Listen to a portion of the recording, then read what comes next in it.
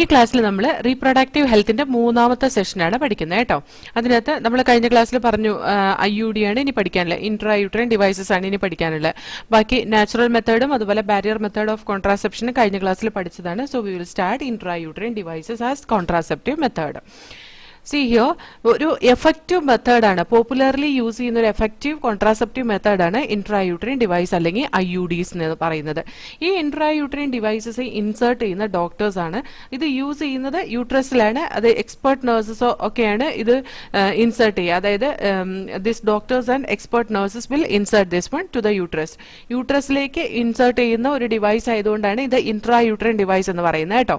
ഈ intrauterine devices പല ഫോമിൽ അവൈലബിൾ ആണ്. ഒന്ന് നോൺ മെഡിക്കേറ്റഡ് IUDs ആയിട്ട്, അതിന് എക്സാമ്പിൾ ആണ് ലിപ്പസ് ലൂപ്പ് എന്ന് പറയുന്നത്. അതുപോലെ കോപ്പർ റിലീസിങ് IUDs ഉണ്ട്.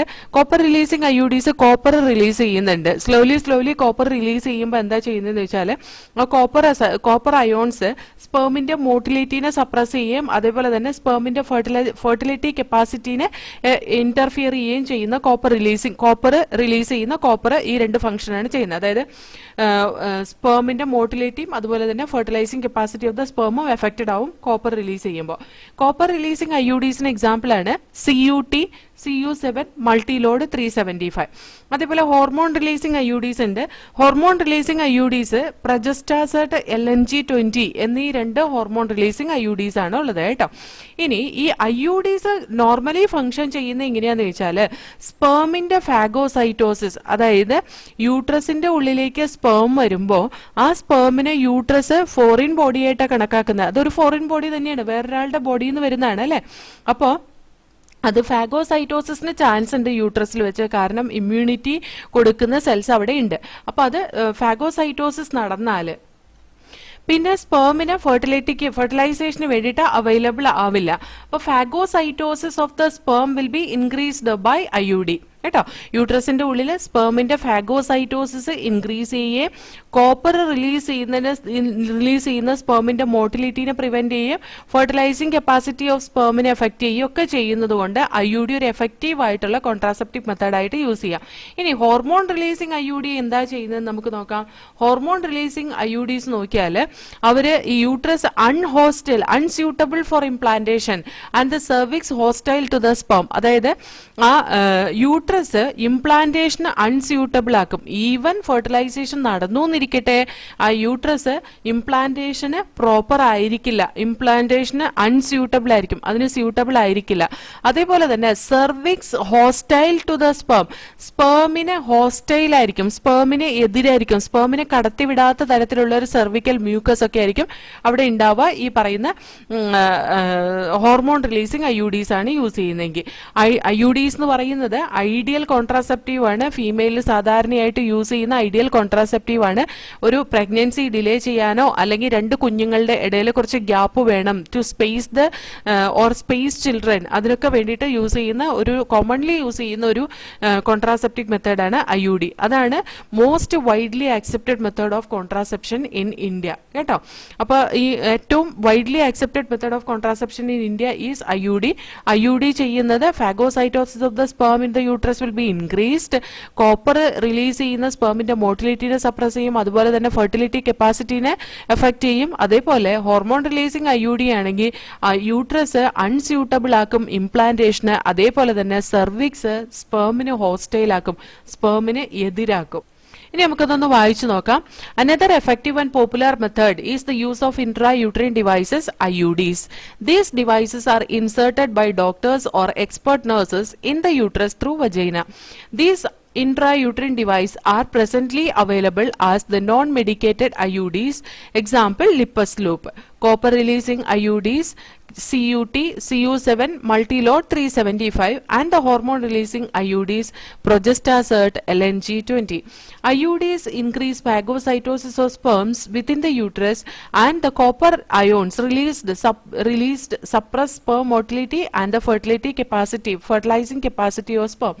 The hormone releasing IUD in addition make the uterus unsuitable for implantation and the cervix hostile to the sperm. IUDs are ideal contraceptives for the female who want to delay pregnancy and or space children. It is one of the most widely accepted methods of contraception in India. Another contraceptive method ആണ് oral contraceptive method, അതായത് pills tablet ഫോമിൽ കഴിക്കുന്നത്. Oral administration of small doses of ഒന്നുപോലെ progestogen മാത്രം ചെറിയ ഡോസിൽ അല്ലെങ്കിൽ പ്രൊജസ്ട്രോജനും ഈസ്ട്രോജന്റെയും കൂടി combination ചെറിയ ഡോസിൽ എടുക്കുന്നതാണ് ഈ ഓറൽ കോൺട്രാസെപ്റ്റീവ് മെത്തേഡിന്റെ പ്രിൻസിപ്പിൾ എന്ന് പറയുന്നത്. അത് സാധാരണ ഫീമെയിലാണ് യൂസ് ചെയ്യുന്നത്. അത് ടാബ്ലറ്റ് ഫോമിൽ യൂസ് ചെയ്യുന്നതുകൊണ്ട് അതിനെ പിൽസ് എന്നാണ് അറിയപ്പെടുന്നത്. Oral administration of certain hormones ആണ് അത് കേട്ടോ. ഒന്നുപോലെ പ്രൊജസ്ട്രോജൻ മാത്രമായിരിക്കാം, അല്ലെങ്കിൽ പ്രൊജസ്ട്രോജൻ ഈസ്ട്രോജൻ കോമ്പിനേഷൻ ആയിരിക്കും ഈ ഓറൽ കോൺട്രാസെപ്റ്റീവ് മെത്തേഡിൽ യൂസ് ചെയ്യുന്ന ഫീമെയിലിൽ. അത് ടാബ്ലറ്റ് ഫോമിൽ യൂസ് ചെയ്യുന്നതുകൊണ്ട് പിൽസ് എന്നാണ് അറിയപ്പെടുന്നത്.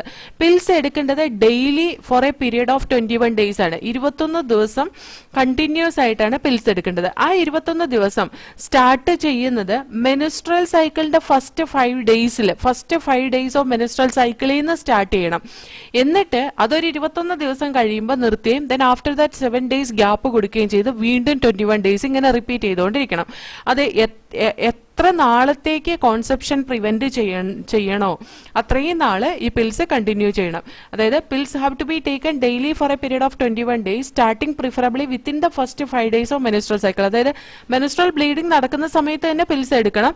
അതേപോലെ തന്നെ അത് 21 days എടുത്തതിന് ശേഷം after A gap of 7 days അത് കഴിഞ്ഞ ഒരു 7 ദിവസം ഗ്യാപ്പ് കൊടുക്കാം. മെനിസ്ട്രേഷൻ ഒക്കേഴ്സ്, അതായത് ആ മെനിസ്ട്രേഷൻ നടക്കുന്ന സമയത്ത് ആ 7 ദിവസം ഒരു ഗ്യാപ്പ് കൊടുക്കാം ഈ പറയുന്ന പിൽസിന് കേട്ടോ. അത് സെയിം പാറ്റേണിൽ എത്ര നാള് കോൺസെപ്ഷൻ പ്രിവെന്റ് ചെയ്യണോ അത്രയും നാൾ അത് കണ്ടിന്യൂ ചെയ്യേണ്ടതായിട്ടുണ്ട്.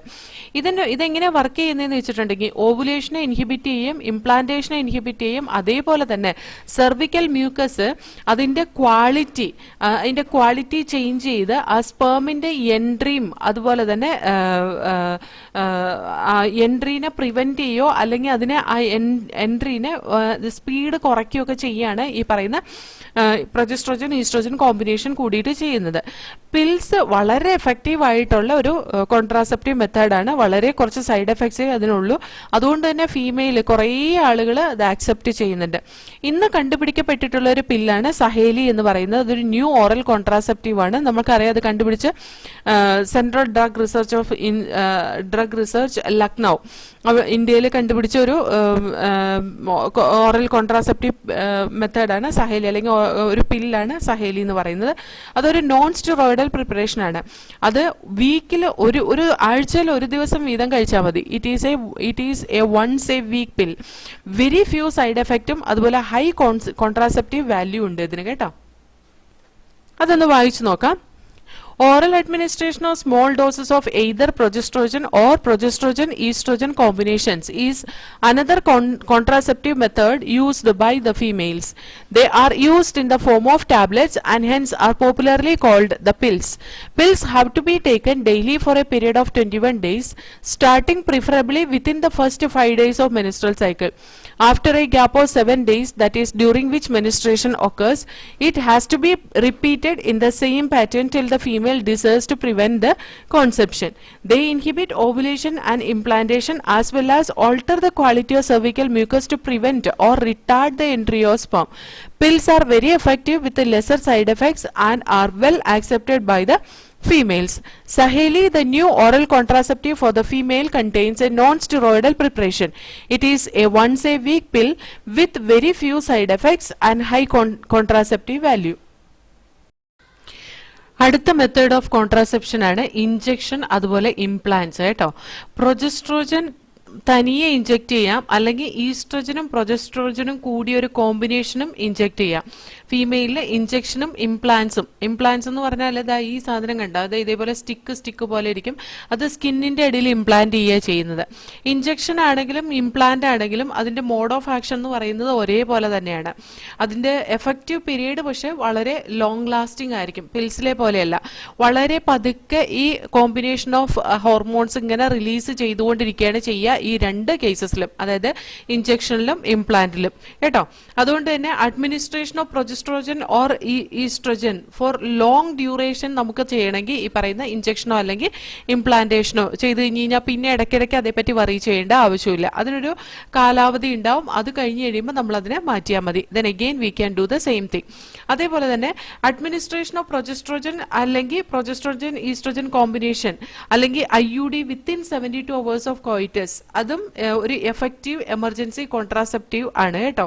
അതായത് എമർജൻസി കോൺട്രാസെപ്റ്റീവ് പില്ല് കിട്ടും, അതിനകത്ത് പ്രൊജസ്ട്രോജൻ ഈസ്ട്രോജൻ കോമ്പിനേഷൻ ആണ്. അതേപോലെ IUD within 72 hours of coitus can be used for avoiding the Concepcion avoid ചെയ്യാൻ വേണ്ടിയിട്ട് യൂസ് ചെയ്യാം. എമർജൻസി കോൺട്രാസെപ്ഷൻ ഒക്കെ യൂസ് ചെയ്യുന്നത് റേപ്പ് കേസസിലും അതുപോലെ കാഷ്വൽ അൺപ്രൊട്ടക്റ്റഡ് ഇന്റർകോഴ്സിലും ഒക്കെയാണ് ഈ പറയുന്ന എമർജൻസി കോൺട്രാസെപ്റ്റിക് മെത്തേഡ് യൂസ് ചെയ്യേണ്ടി വരുന്നത് കേട്ടോ.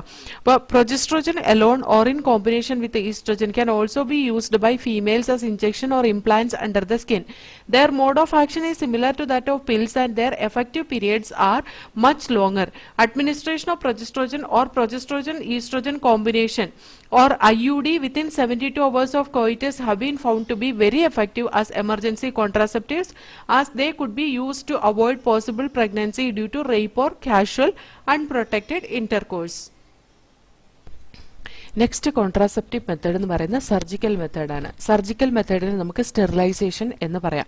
സ്റ്റെറിലൈസേഷൻ സാധാരണ അഡ്വൈസ് ചെയ്യുന്ന മെയിലിലോ അല്ലെങ്കിൽ ഫീമെയിൽ പാർട്ട്ണറിലോ, അത് സ്റ്റെറിലൈസേഷൻ മെയിലിലും ഫീമെയിലിലും ചെയ്യാം കേട്ടോ. അത് ഒരു ടെർമിനൽ മെത്തേഡാണ്. അതായത് to prevent any more pregnancy, അതായത് ഇനി ഒരു പ്രഗ്നൻസി വേണ്ട എന്നുള്ള കണ്ടീഷനിൽ മാത്രമാണ് സ്റ്റെറിലൈസേഷൻ ചെയ്യുക. ഇതൊരു സർജിക്കൽ മെത്തേഡാന്ന് പറഞ്ഞു.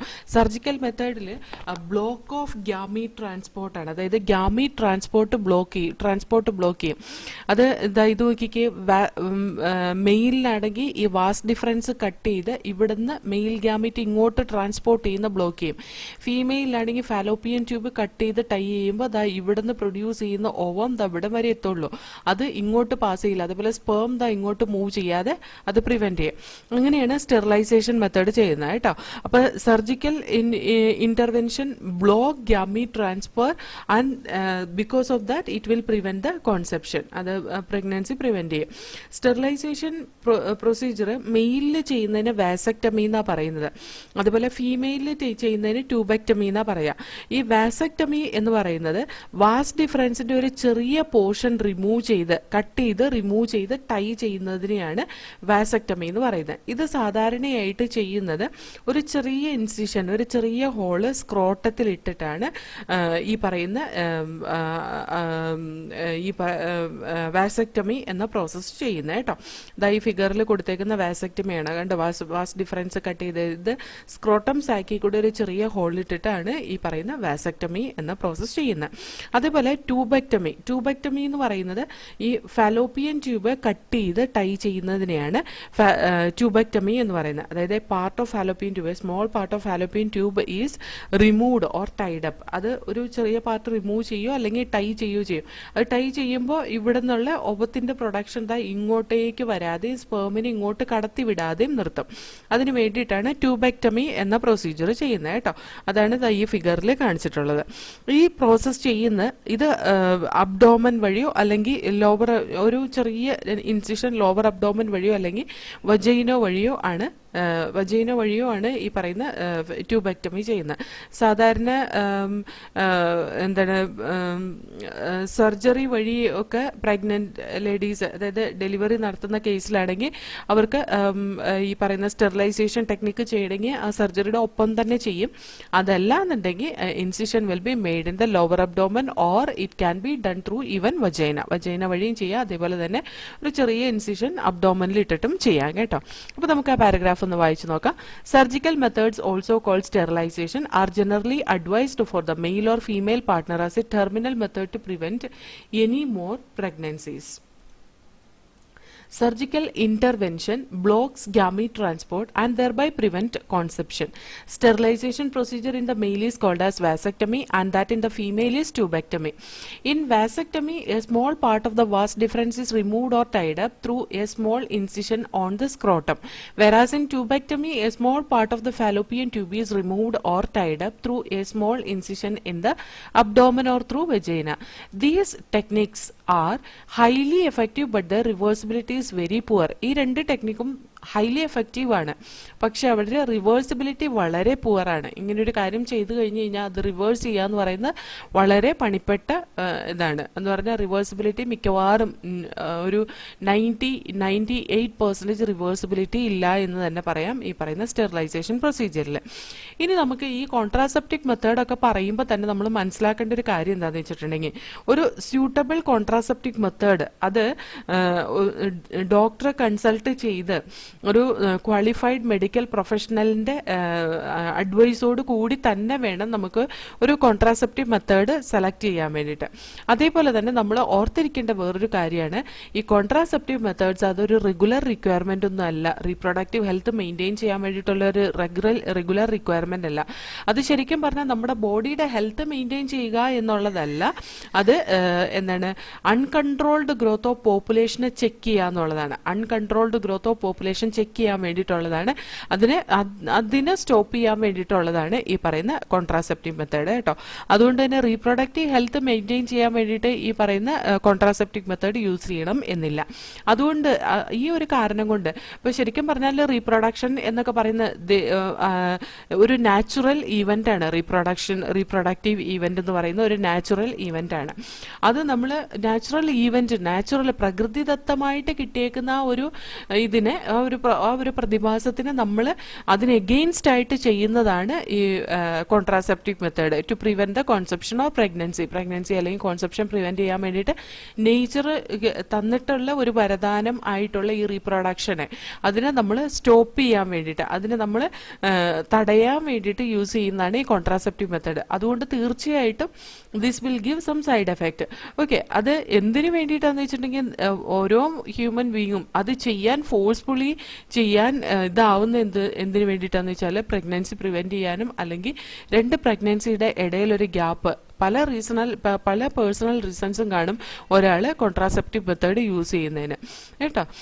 അതേപോലെ നമ്മൾ പറഞ്ഞു കോൺട്രാസെപ്റ്റീവ് മെത്തേഡ് പ്രകൃതിക്ക് വിരുദ്ധമെന്നൊക്കെ പറയുമ്പോൾ നമ്മൾ ഓർത്തിരിക്കേണ്ട ഒരു കാര്യം എന്താ, വളരെ ഇമ്പോർട്ടൻ്റ് ആയിട്ടുള്ള ഒരു സ്റ്റെപ്പ് തന്നെയാണ് ഈ പറയുന്ന റീപ്രൊഡക്റ്റീവ് ചൈൽഡ് ഹെൽത്ത് കെയർ പ്രോഗ്രാമിൽ. റീപ്രൊഡക്റ്റീവ് ഹെൽത്ത് മെയിൻറ്റെയിൻ ചെയ്യാൻ അല്ലെങ്കിൽ പോലും സൊസൈറ്റിയുടെ ഹെൽത്ത് മെയിൻറ്റെയിൻ ചെയ്യാൻ വേണ്ടിയിട്ട്, അല്ലെങ്കിൽ ആ പോപ്പുലേഷൻ കുറയ്ക്കാൻ വേണ്ടിയിട്ട്.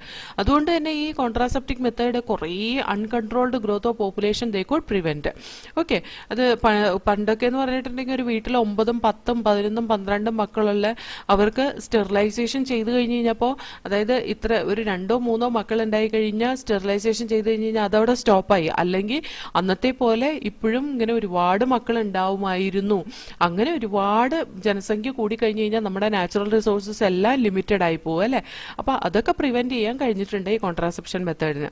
ഇനി ഈ കോൺട്രാസെപ്ഷൻ മെത്തേഡ് കൊണ്ട് നമുക്ക് കുറെ ഇൽ എഫക്ട്സ് ഒക്കെ ഉണ്ടാവാം. അത് വളരെ സിഗ്നിഫിക്കൻ്റ് ആയിട്ടുള്ളതല്ല കേട്ടോ, സിഗ്നിഫിക്കൻ്റ് ലെവൽ ഒരുപാട് കുറഞ്ഞതാണ് കേട്ടോ. അതായത് എന്താ ചില കേസസിൽ വളരെ റെയറായിട്ട്, ലൈക്ക് നോസിയ എന്ന് പറഞ്ഞാൽ ഒരുതരം ഛർദ്ദിക്കാൻ വരുന്ന പോലത്തെ ഒരു ഫീലിംഗ്, അതായത് വൊമിറ്റ് ഫീലിംഗ്, അബ്ഡോമിനൽ പെയിൻ ഉണ്ടാവാം, വയറുവേദന ഉണ്ടാവാം, ബ്രേക്ക് ത്രൂ ബ്ലീഡിങ് ഉണ്ടാവാം, മെനിസ്ട്രൽ ബ്ലീഡിങ് വല്ലാതെ കൂടാം, അതേപോലെ ഇറഗുലർ മെനിസ്ട്രൽ ബ്ലീഡിങ് ഉണ്ടാവാം, ഇറഗുലർ ആയിട്ട് മെനിസ്ട്രൽ ബ്ലീഡിങ് ഉണ്ടാവാം, ചിലപ്പോൾ ബ്രസ്റ്റ് ക്യാൻസർ വരെ ഉണ്ടാവാം ഈ പറയുന്ന കോൺട്രാസെപ്റ്റിക് മെത്തേഡ് യൂസ് ചെയ്യുന്നതുകൊണ്ട്.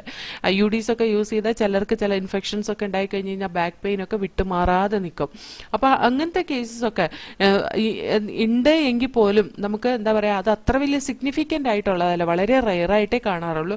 അതുകൊണ്ട് തന്നെ ഈ ഇങ്ങനെയൊരു കേസസ് ഉണ്ട് എന്നുള്ളത് നമുക്ക് കംപ്ലീറ്റ്ലി ഇഗ്നോർ ചെയ്യാനും പറ്റില്ല. അതുകൊണ്ടാണ് നമ്മൾ പറയുന്ന ഒരു മെഡിക്കൽ പ്രാക്ടീഷണറുടെ, ക്വാളിഫൈഡ് മെഡിക്കൽ പ്രൊഫഷണലിന്റെ അഡ്വൈസ് പ്രകാരം മാത്രമാണ് നമുക്കിത് യൂസ് ചെയ്യാൻ പാടുള്ളൂ എന്ന് പറയുന്നത് കേട്ടോ. അപ്പോൾ നമുക്ക് ഈ പാരഗ്രാഫ് ഒന്ന് വായിച്ചു നോക്കാം. It needs to be emphasised that the selection of a a suitable contraceptive method and its use should always be undertaken in consultation with qualified medical professionals. One must also remember that contraceptives are not regular requirements for the maintenance of reproductive health. In fact, they are practiced against a natural reproductive event, that is, conception or pregnancy. One is forced to use these methods either to prevent the pregnancy or to delay or space pregnancy due to personal reasons. No doubt, the widespread use of these methods have a significant role in checking uncontrolled growth of population. However, their possible ill effects like nausea, abdominal pain, breakthrough bleeding, irregular menstrual bleeding, or even breast cancer, though not very significant, should not be totally ignored. കേട്ടോ. അപ്പോൾ ഇത് എന്താ പറയുക, കോൺട്രാസെപ്റ്റിക് method വളരെ important ആണ്. ഇത്രയേ ഉള്ളൂ കോൺട്രാസെപ്റ്റിക് method എന്ന് പറയുന്നത്. ഇനി നമുക്ക് മെഡിക്കൽ ടെർമിനേഷൻ ഓഫ് പ്രഗ്നൻസിയാണ് അടുത്ത സെഷനിൽ പഠിക്കാം കേട്ടോ.